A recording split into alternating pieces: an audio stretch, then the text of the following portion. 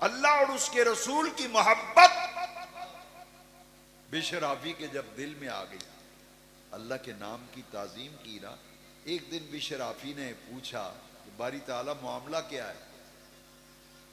پھر مراقبے اور مشاہدے میں اشارہ کیا ہوا؟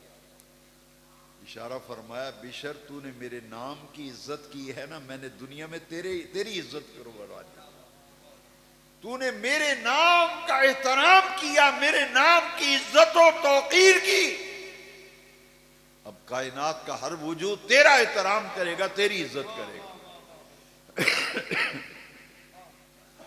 حضرت بشر آفی کی مجلس میں امام احمد بن حنبل دعا کرانے جاتے تھے، مٹھیاں بھرتے تھے۔ جب بشر آفی کا روزانہ ان کا معمول تھا، دن کو مدرسے میں پڑھنا پڑھانا، رات کو جا کے پاؤں دبانے فیض لینے کے لیے۔ یہ صوفی برکت علی صاحب لدھیانوی داراللسان والے، انہوں نے مقالات حکمت میں لکھا ہے کہ فیض کی ابتدا پاؤں دبانے سے ہوتی ہے۔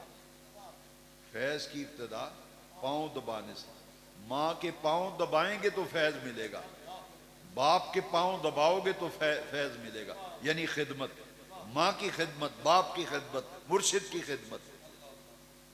امام احمد بن حنبل ان کی مجلس میں جاتے تھے۔ جب حضرت بشر آفی کا ایک بات اور میں سنا دیتا ہوں، تھک تو نہیں گئے؟ امام احمد بن حنبل کے پاس ایک عورت آئی، ایک، سارے بولیں ایک،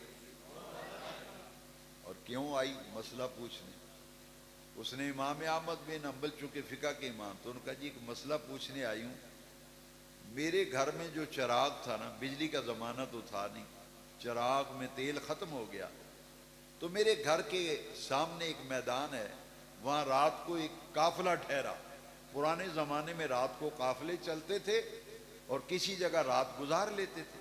وہ قافلہ رات ٹھہرا نا، تو قافلے والوں کے پاس قندیلیں ہوتی تھی، قندیلیں روشن کی ہوتی، جیسے ہم باہر نکلیں تو ٹارچ لے جاتے ہیں، کوئی روشنی لے، موبائل کی لائٹ آن کر لیتے ہیں۔ تو وہ جو کمکمے تھے نا قافلے میں، وہ روشن تھے، روشن۔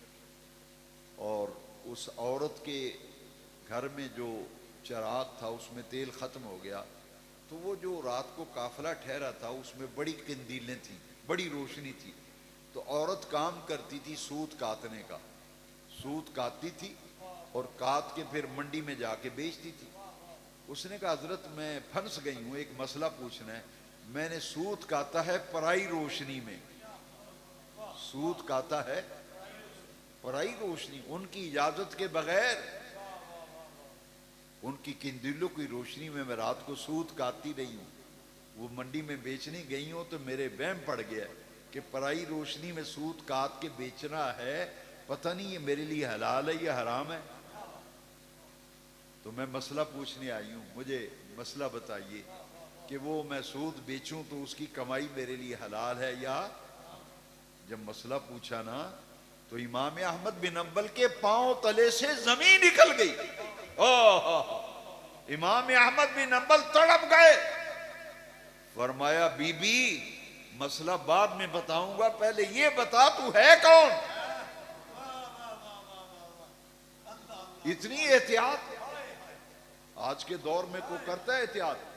وہ اسی لیے تو دربار بنے ہیں، اسی لیے تو انہیں اللہ کا ولی کہا جاتا ہے۔ ان کا تقوی کتنا بلند و بالا ہے، وہ اتنا لحاظ و خیال رکھتے تھے کہ پرائی روشنی میں سود کاتا ہے، پتہ نہیں اس کی کمائی میرے لیے حرام نہ ہو۔ مسئلہ پوچھنے آ گئی۔ امام احمد بن حنبل نے فرمایا مسئلہ تو بعد میں بتاؤں گا، پہلے یہ تو بتا تو ہے کون؟ اس بی بی نے کہا حضرت صاحب ذات پات نہیں پوچھی جاتی، تعارف نہیں پوچھا جاتا، میں سائلہ ہوں، مسئلہ پوچھنے آئی ہوں، آپ مسئلہ بتائیں میں گھر جاؤں؟ یہ آپ کیوں پوچھ رہے ہیں کہ میں کون ہوں؟ تو حضرت امام احمد بن حنبل نے جب پوچھا تو عورت نے اپنا آپ نہیں بتایا نا کہ حضرت یہ چھوڑیے میں جو بھی ہوں، آپ مسئلہ بتائیں۔ تو امام احمد بن حنبل نے فرمایا لگتا ہے تو بشر آفی کی ہمشیرہ ہے۔ لگتا ہے تو بشر آفی کی ہمشیرہ. وہ عورت، اس کے آنسو آ گئے. اس نے کہا حضرت میں بشر کی ہمشیرہ ہوں. فرمایا اتنی احتیاط تو بشر کی ہمشیرہ ہی کر سکتی ہے. کہاں چلے شراب بیچنے والا، شراب کا کارخانہ چلانے والا، اللہ کے نام کی عزت و احترام و تعظیم و توقیر کی. اور جب رب کا کرم ہوا تو مقام کیا ملا، مرتبہ ولایت ایسا ملا کہ ہمشیرہ کو بھی وہ تقویٰ ملا کہ مسئلہ پوچھنے آ گئی کہ پرائی روشنی میں سود کھاتا تھا، جائز ہے یا ناجائز ہے؟ فرمایا لگتا ہے تو بشر آفی کی ہمشیرہ ہے. پھر مسئلہ بتایا نا، ذرا سنو ذرا. اور پھر سانگلہ والو اپنے کلیجے میں ٹھنڈ پہنچاؤ. یہ ہیں ہمارے ولی،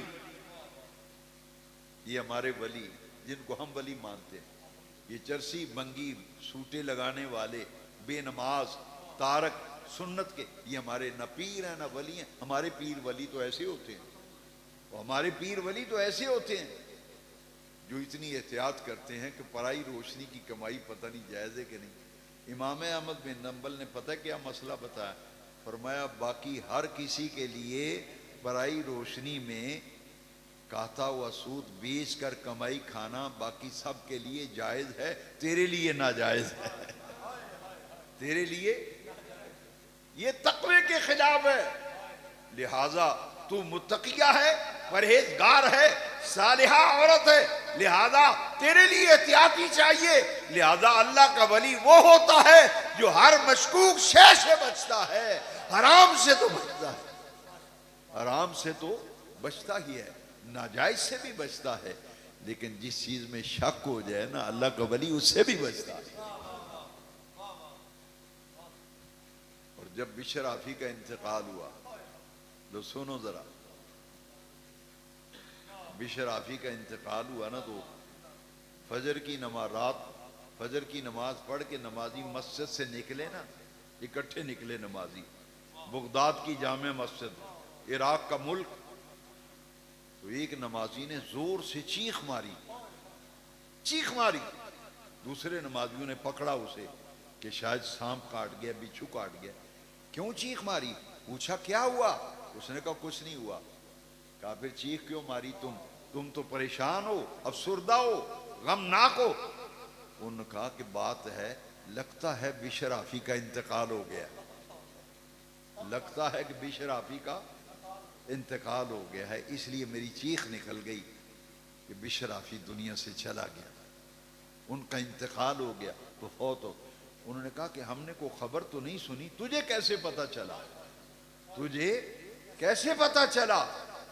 تو مسجد کے دروازے کے کچھ فاصلے پر گلی میں گوبر پڑا ہوا تھا، گوبر.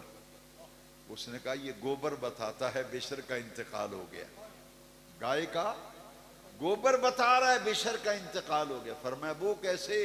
کہا یہ بشر کی گزرگاہ ہے، بغداد کی جس گلی میں سے بشر گزرتے تھے جانور وہاں گوبر اور پیشاب نہیں کرتے تھے.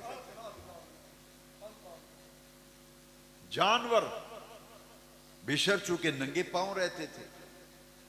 اللہ کے نام کی عزت و احترام کا یہ صلہ ملا کہ جن راستوں پہ بشر چلتے تھے ان راستوں پر جانور بھی گوبر اور پیشاب نہیں کرتے تھے.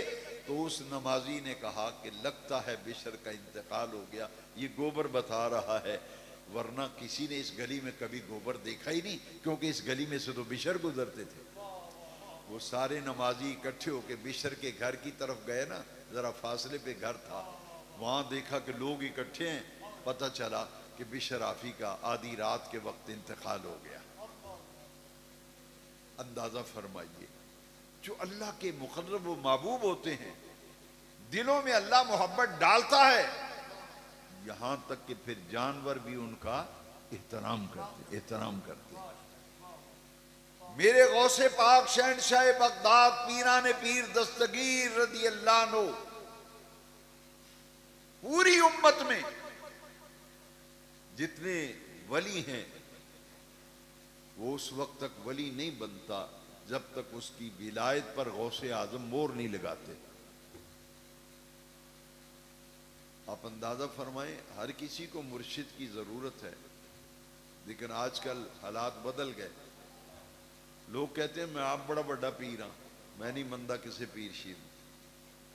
لیکن سوچو ذرا سانگلہ والو، غوث اعظم کے بھی پیر و مرشد تھے، انہوں نے بھی کسی پیر کی بیعت کی تھی. ان کے پیر صاحب کا نام کیا تھا؟ حضرت ابو سعید مخزومی، قاضی، حضرت قاضی ابو سعید مبارک مخزومی علیہ الرحمہ. یہ غوث اعظم کے پیر و مرشد ہیں. اور انہیں مقام کیسے ملا؟ جب مرید ہوئے نا تو آپ کے پیر صاحب نے انہیں جب کھانا خود کھلایا اور پیر صاحب لقمے ان کے منہ میں ڈالتے تھے. غوث اعظم فرماتے ہیں جیسے جیسے میرے پیر صاحب میرے منہ میں لقمے ڈالتے تھے نا، میرا باطن روشن ہوتا جاتا تھا، میرا سینہ روشن ہو گیا، میرا قلب روشن ہو گیا.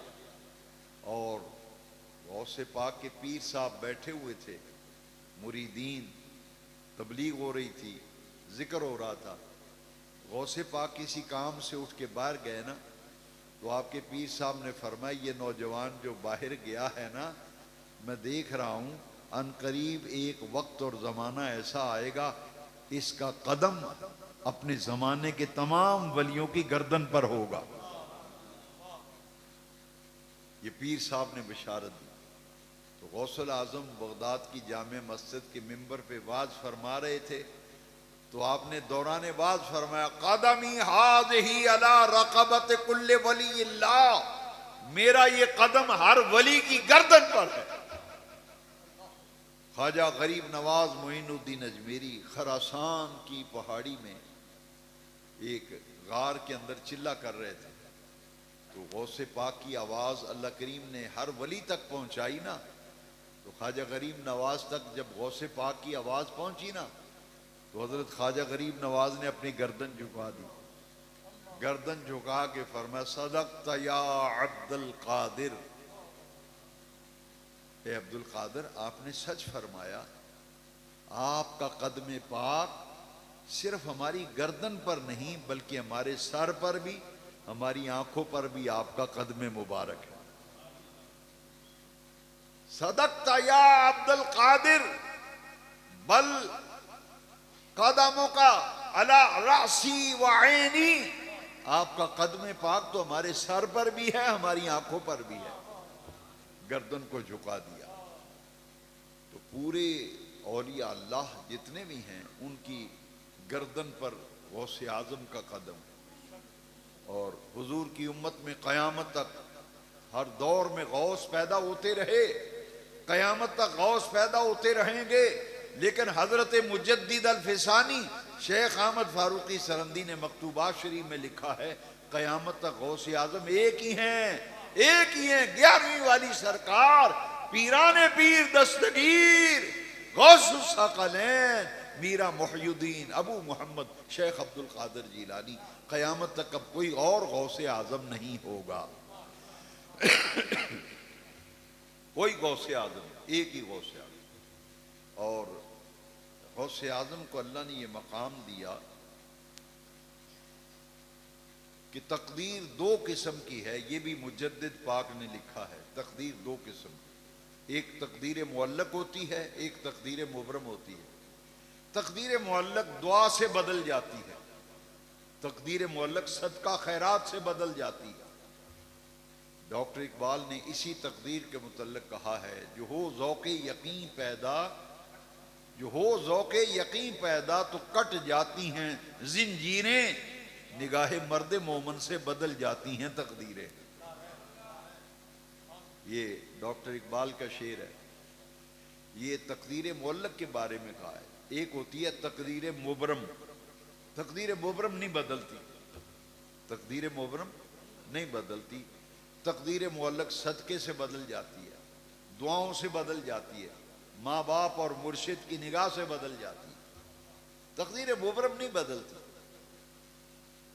حضرت مجدد پاک فرماتے ہیں آپ نے اپنے 2 بیٹوں کو ایک استاذ کے پاس پڑھنے کے لیے بھیجا اور مدرسے میں جب داخل کرایا تو مجدد پاک نے اپنے بیٹوں کے استاذ کی پیشانی کو پڑھا اللہ والے جو ہیں وہ بندے کی پیشانی پڑھ لیتے ہیں.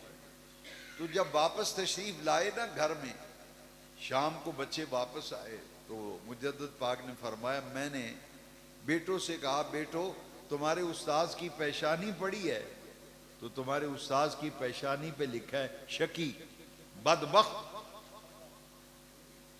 تمہارا استاذ بدبخت ہے، اس کی پیشانی پہ میں نے لکھا دیکھا. اب استاذ بدبخت ہو تو شاگرد کو نیک بخت کیسے بنائے گا؟ اس لیے حضرت مجدد الفسانی کے دونوں بیٹے پریشان کہ اس استاذ سے پڑھنے کا کیا فائدہ جو خود بدبخت ہے. صبح مدرسے گئے نا بچے تو پریشان تھے بچے. استاذ نے پوچھا بیٹو مدرسے میں دل نہیں لگا، یہ کیا بات ہے، تم پریشان کیوں ہو؟ دونوں صاحبزادوں نے کہا کہ ہمارے ابا جان نے ہمیں بتایا ہے کہ تمہارے استاذ کے ماتھے پہ لکھا ہے بدبخت شقی. استاذ کوئی اچھا آدمی تھا، استاذ اچھا آدمی تھا. اس نے کہا کہ اپنے آپ کے والد صاحب اللہ کے نیک بندے ہیں، ولی ہیں، ان سے آپ گزارش کریں کہ وہ دعا فرما دیں تاکہ میری بدبختی نیک بختی میں بدل جائے اور میری شقاوت سعادت میں بدل جائے اور میرے ماتھے پہ شقی کی جگہ سعید لکھ دیا جائے. شقی کا معنی بدبخت اور سعید کا معنی خوش بخت نیک بخت. استاذ نے جب کہا تو شام کو صاحبزادے گھر آئے اور مجدد پاک سے کہا کہ استاذ صاحب نے ایسے کہا تو ابا جان آپ دعا فرمائیں نا ہمارے استاذ کی بدبختی کو اللہ نیک بختی میں بدل دے اور ہمارے استاذ کے ماتھے پہ شقی کی جگہ سعید لکھا جائے. مجدد پاک فرماتے ہیں میں نے جب لوح محفوظ پہ نظر کی تو میں نے دیکھا یہ قضائے معلق نہ تھی، قضائے مبرم تھی.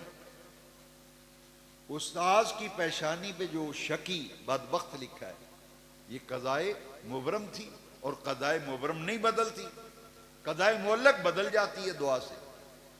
اب مجدد پاک فرماتے ہیں بیٹھے بیٹھے میرے دل میں خیال آیا کہ حضور کی امت میں ایک ایسی ہستی ہے، حضور کی امت میں ایک ہستی ایسی ہے اگر وہ دعا کے لیے ہاتھ اٹھائیں تو قضائے مبرم کے لیے بھی دعا کریں تو اللہ ان کے ہاتھوں کو خالی نہیں لوٹاتا.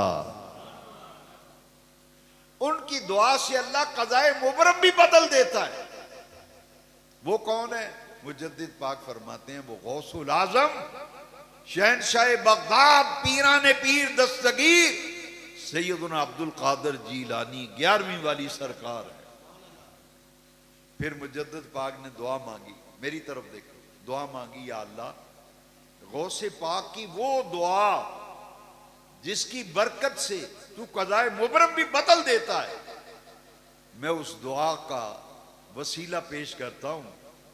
غوث پاک کی اس دعا کے تصدق میں میرے بیٹوں کے استاذ کی بدبختی کو نیک بختی میں بدل دے، شقاوت کو سعادت میں بدل دے اور میرے بیٹوں کے استاذ کی پیشانی پہ شقی کی جگہ یا اللہ سعید لکھ دے. یہ دعا مانگی نا، غوث پاک کی دعا کا وسیلہ پیش کیا. صبح حضرت مجدد پاک بچوں کو مدرسے چھوڑنے گئے تو فرمایا بیٹو مبارک ہو مبارک ہو مبارک ہو، اللہ نے تمہارے استاذ کی پیشانی پہ شقی کی جگہ سعید لکھ دیا ہے. اس کی شقاوت کو سعادت میں بدل دی. تو حضور کی امت میں غوث العظم کا یہ مقام ہے کہ ان کی دعا سے بے نیاز رب قضائے مبرم بھی بدل دیتا.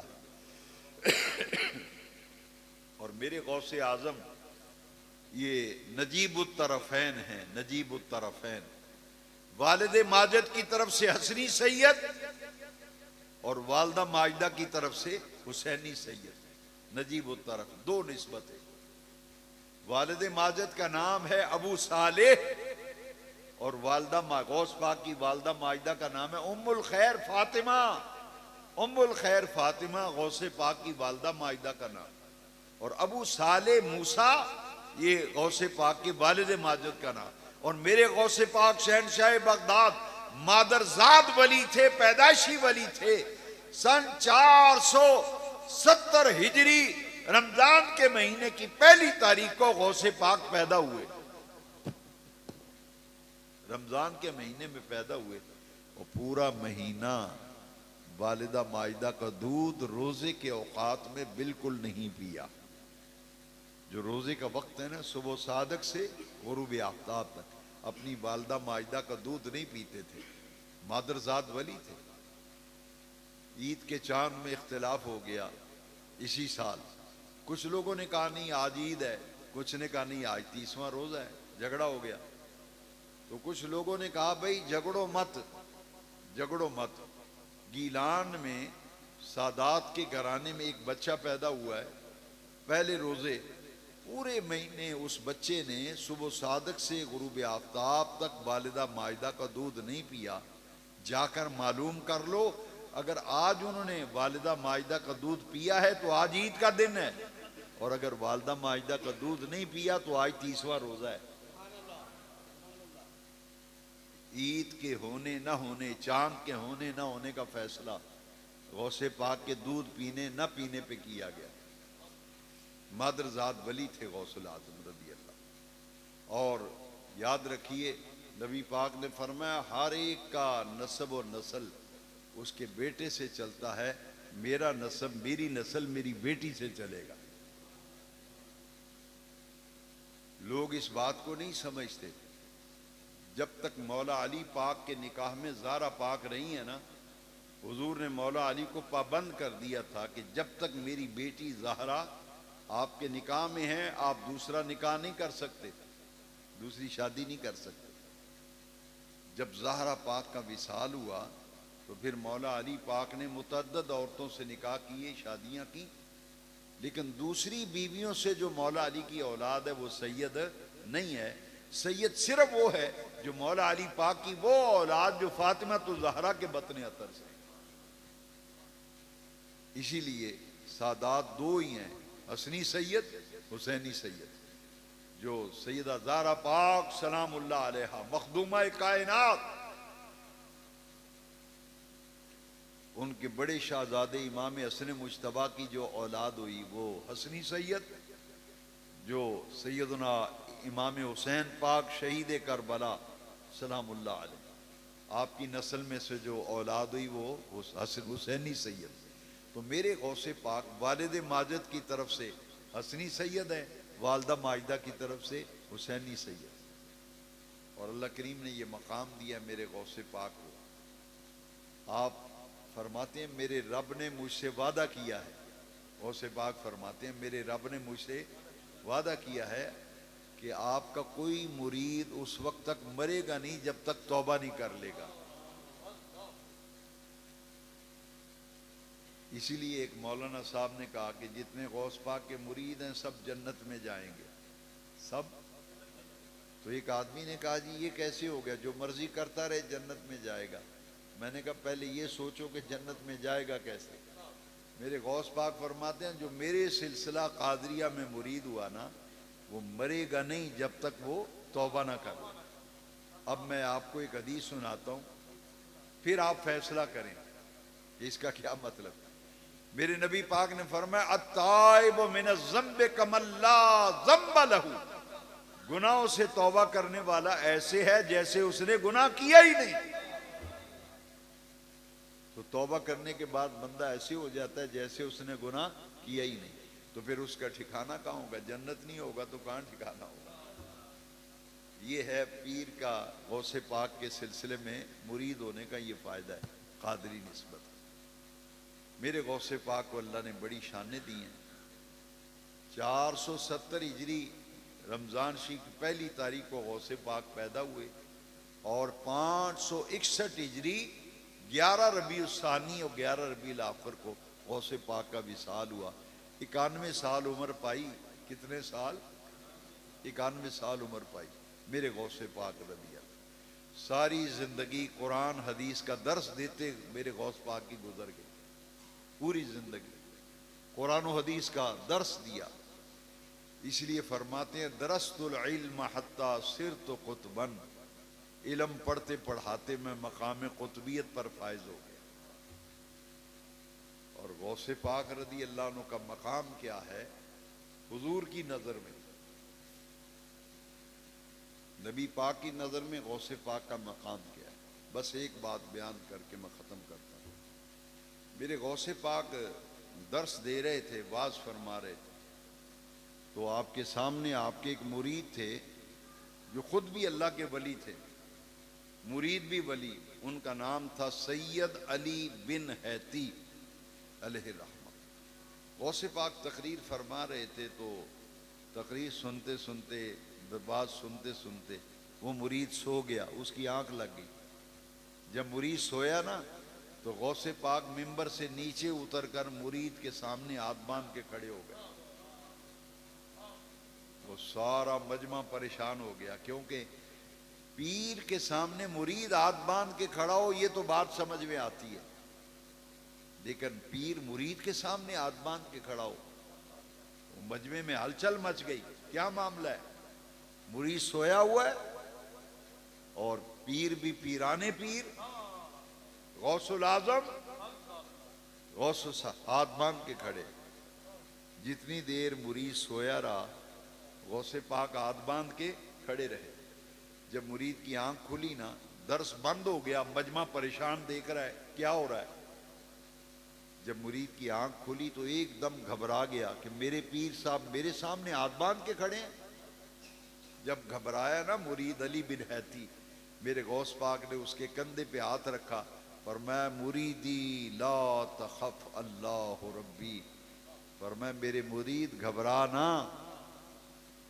گھبرانا، مجھے سچ سچ بتا خواب میں کیا دیکھ رہا تھا،